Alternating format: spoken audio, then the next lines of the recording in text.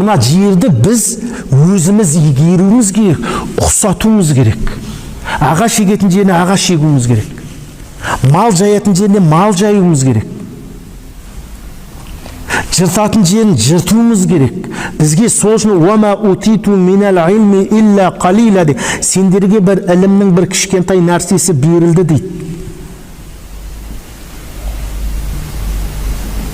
Сонда ана өткенде бір кісі келіп сұрап жатыр. Қазір мына аппарат шығып жатыр дейді, жаңбыр жаудыратын. Иә? Алла тағала бұл әлемнің иелігін, басшылығын бізге берген, адам баласына берген. «Уалақад каррамна бани адам» дейді. Сол мені жаратылған нәрсені игеру. Бұл дейді уже біраз жылдан жаңағы мына көрші біздің күнасты елінде қолданылады екен Қытайда.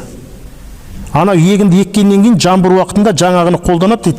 Жаңбырдың бәрін шақырып алады. Жаудырады. Егін пісетін уақытта